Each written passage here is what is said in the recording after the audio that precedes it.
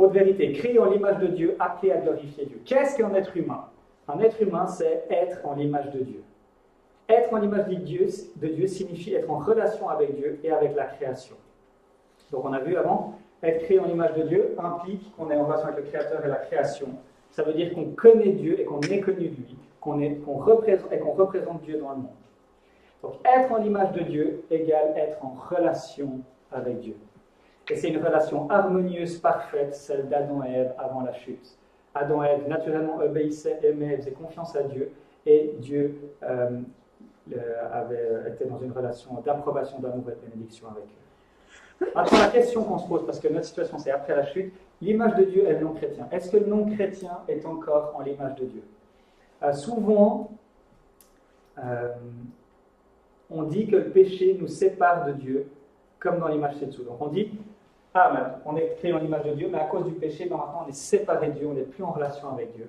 Mais la vérité, c'est que l'être humain, après la chute, reste en l'image de Dieu, sauf que cette image de Dieu, elle est totalement corrompue. Donc l'image, c'est plutôt de dire que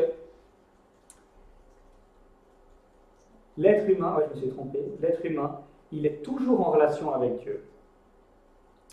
Il n'est pas séparé de Dieu, mais il est toujours, parce qu'il est toujours en l'image de Dieu, il est toujours en relation avec Dieu, mais il est dans une relation conflictuelle avec Dieu. Ok, ça joue avec cette idée, l'être humain. Et ça, c'est essentiel pour nous. Quand on annonce l'évangile, on doit avoir en tête ça, que le non-chrétien, il connaît personnellement Dieu. Tout en connaissant Dieu, ils ne lui ont pas donné la gloire qu'il méritait. Paul nous dit que le non-chrétien connaît personnellement, relationnellement Dieu. Il est dans une relation avec lui, mais une relation de guerre. D'accord? Il est en guerre avec Dieu, parce qu'il sait qu'il devrait le glorifier, mais il tient la vérité prisonnière. Il ne veut pas le glorifier et il s'invente des mensonges. Et ça veut dire, et qu'est-ce qu'il fait? Il va remplacer la gloire de Dieu incorruptible par des images qui représentent l'homme corruptible. C'est-à-dire qu'au lieu d'adorer le Créateur, il va adorer la création. Il va s'adorer lui-même, il va adorer l'argent, il va adorer le travail, etc. Et il va justifier cela. Ce qui est essentiel, c'est que tout être humain, parce qu'il est en l'image de Dieu, est constamment et toujours prêt à entendre l'évangile. Qu'est-ce que je veux dire par là? Je veux dire qu'il est prêt dans le sens où des fois on se dit « Ah, mais cette personne, elle a besoin de rien. Il faudrait qu'elle ait un accident pour qu'elle s'intéresse à la foi. » C'est pas vrai. La personne qui va bien selon nos critères ou selon les critères du monde, elle est dans cette situation. Elle est en guerre contre Dieu. Elle a désespérément besoin d'entendre l'évangile. Et on doit venir vers elle et lui supplier, dire « Mais réconcilie-toi. Réalise que Dieu t'a créé pour que tu le glorifies. Et tu ne le glorifies pas. Et à cause de ça, tu demeures sous la sainte colère de Dieu. Et tu mérites son juste châtiment. Réconcilie avec toi, avec Dieu, en tant que Donc, l'alternative, c'est pas il y a des gens qui sont séparés de Dieu et puis qui ne connaissent pas Dieu. Tout le monde connaît Dieu. Sauf qu'il y a des gens qui connaissent Dieu comme leur ennemi. Et puis il y a ceux qui connaissent Dieu comme leur sauveur, leur rédempteur, leur ami, celui qui va mourir à la croix pour eux et qui l'adore. D'accord? On connaît Dieu comme notre ennemi ou comme notre rédempteur. On est en relation, dans une relation de guerre avec Dieu ou on est dans une relation de paix avec Dieu. Et notre ministère, l'évangile, c'est d'annoncer l'évangile. Parce que comment quelqu'un va passer d'une relation en guerre avec Dieu à une relation en paix avec Dieu, c'est quand il va entendre l'évangile et que le Saint-Esprit va toucher son cœur et qu'il va croire cet évangile pour se réconcilier avec Dieu. Et le seul moyen pour lui de se réconcilier avec Dieu, c'est grâce à l'évangile. Deux conséquences et éléments liés au fait d'être ou éléments liés du fait d'être en l'image de Dieu. En fait, parce qu'on est en l'image de Dieu, une conséquence, c'est qu'on va devoir glorifier Dieu. Et on va glorifier Dieu, premièrement, par le fait qu'on ait l'image de Dieu et qu'on ait la gloire de Dieu dans le monde. D'accord? Dieu nous a créés comme son image dans le monde et on est l'image de Dieu dans le monde. Et une autre conséquence, la deuxième conséquence finalement d'être en l'image de Dieu, c'est qu'on est appelé du coup à glorifier Dieu dans le monde. Puisqu'on est en l'image de Dieu, on est appelé à glorifier Dieu dans le monde et on va glorifier Dieu dans notre relation avec Dieu et on va glorifier Dieu dans notre relation avec la création. D'accord? Donc parce qu'on est en l'image de Dieu, eh ben, on est une image de Dieu dans le monde. Et ça veut dire qu'on est la gloire de Dieu dans le monde parce que d'une certaine manière, on a certains attributs qui ressemblent à Dieu.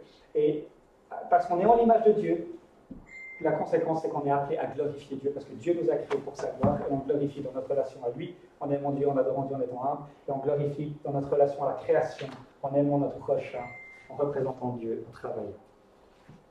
Donc pourquoi est-ce que Dieu a créé l'homme? Dieu a créé l'homme pour sa propre gloire. C'est essentiel qu'on commence. Il nous a créé en son image pour sa gloire. D'accord? Je dirais au nord d'Un et au sud de notre pas, personne ramène mes fils du pays lointain, mes filles de l'extrémité de la terre. Tous ceux qui portent mon nom, que j'ai créé pour ma gloire. Dieu nous a créés pour sa propre gloire. Tout a été créé par lui et pour lui. Dieu nous a créés pour sa propre gloire. Et là, il y a plein de versets, je ne les lis pas. Maintenant, on va se dire, ok, par amour, Dieu nous a créés pour sa propre gloire. Par amour, Dieu a créé l'homme pour sa propre gloire. Il nous crée par amour afin qu'on participe à sa vie trinitaire.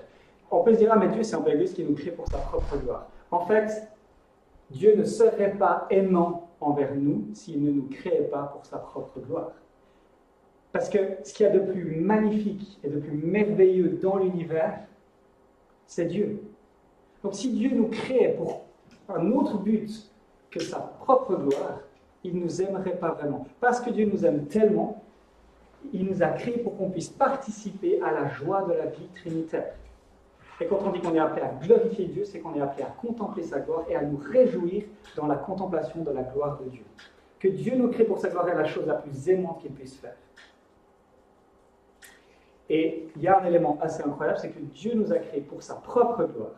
Et quand on va à notre tour nous joindre à la communion des trois personnes de la Trinité pour célébrer la joie de cette communion du Dieu trinitaire, on va être dans la joie parfaite de la communion du Dieu trinitaire. C'est-à-dire que quand on glorifie Dieu, quand on fait ce pourquoi on a été créé, alors seulement on peut être dans la véritable joie.